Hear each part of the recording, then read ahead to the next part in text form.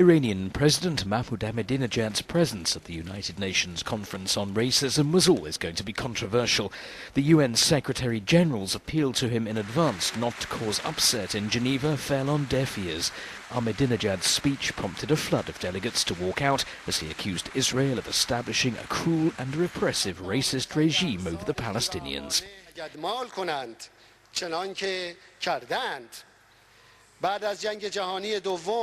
If they act in the way that they already have after World War II, they resorted to military aggression to make an entire nation homeless under the pretext of Jewish suffering and by taking advantage of the Holocaust. They sent migrants from Europe, the United States and elsewhere to establish a totally racist government in occupied Palestine. In compensation for the dire consequences of racism in Europe, they helped to bring to power the most cruel and repressive racist regime in Palestine. Social unrest and violence, if ignored, it seems unlikely to achieve that aim.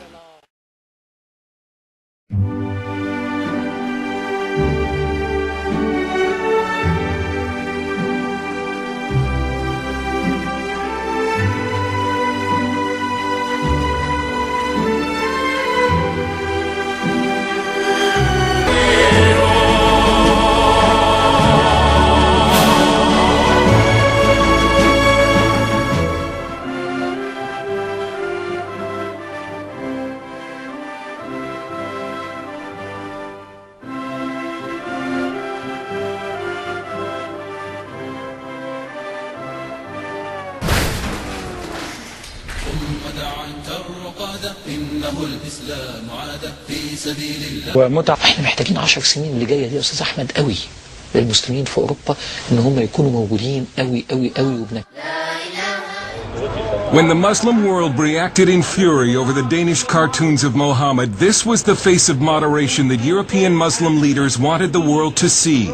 The mainstream Muslims living in this country want to show that we can express our protest in a very legitimate, in a very civil, in a very courteous way. But this is the other face of European Islam.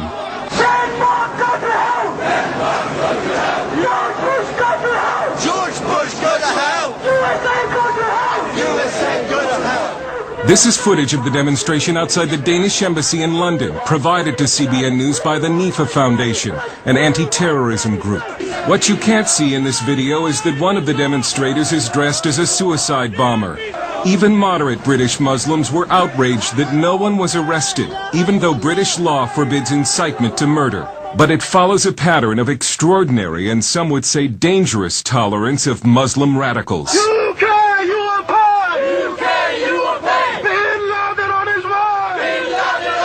These protests threatening bloodshed occurred in 2004, 1 year before London's 7/7 subway and bus bombings. Now Tony Blair has been warned. Pull your troops out of Afghanistan. Pull your troops out of Iraq. And if you do not pull your troops out, you will get bloodshed on the streets of London. Again, no one was arrested. And moderate Muslims tried to keep the media from publicizing what for them has become a public relations nightmare. Yeah, that's disgusting. I mean, it doesn't serve any purpose. These guys don't represent me. They probably don't represent most Muslims in this country. And they do a disservice not only to, living here in the UK, but they do a major disservice to Muslims. They may not represent the views of most British Muslims, but polls do suggest the Muslim middle is radicalizing. A recent survey shows that 40% of British Muslims want Islamic Sharia law in the United Kingdom. Sharia imposes punishments like amputations and stonings. And in a separate poll, nearly 1/3 of Muslims agreed with the statement that Western society is decadent and immoral, and that Muslims should seek to bring it to an end.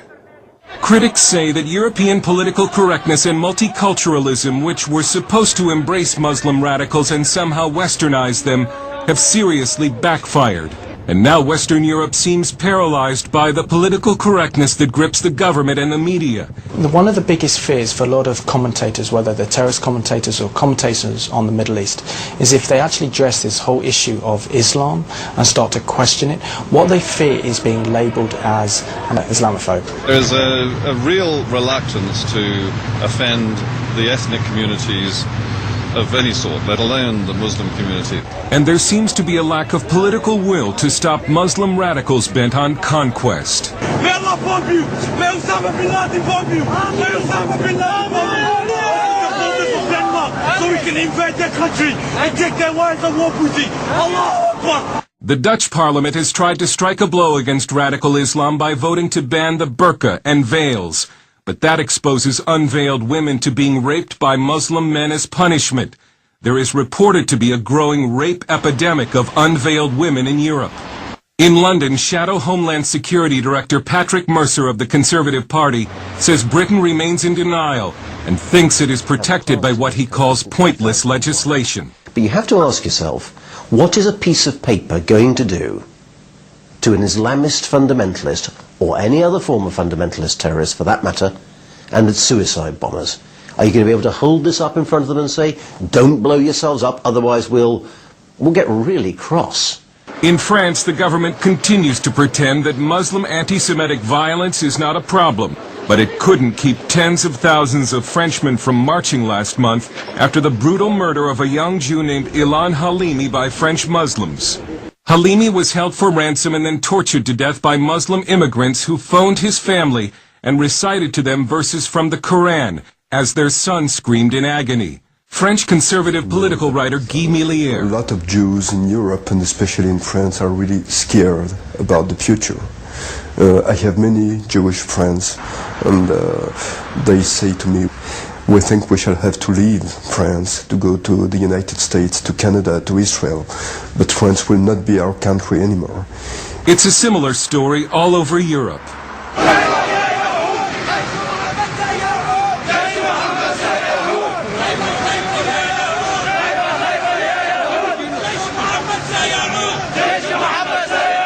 And in the wake of the cartoon protest, a worldwide group of intellectuals recently signed a declaration that states, after having overcome fascism, Nazism, and Stalinism, the world now faces a new global threat, Islamism. It is not a clash of civilizations nor an antagonism of West and East that we are witnessing, but a global struggle that confronts democrats and theocrats.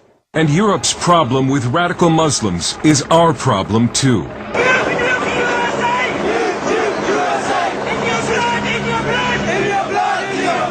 Political correctness has been the fertilizer that has helped Muslim radicalism grow in Britain. Political correctness intimidates the media and law enforcement. But Europe may be forced to choose between political correctness and the survival of its civilization. Dale Hurd, CBN News, London.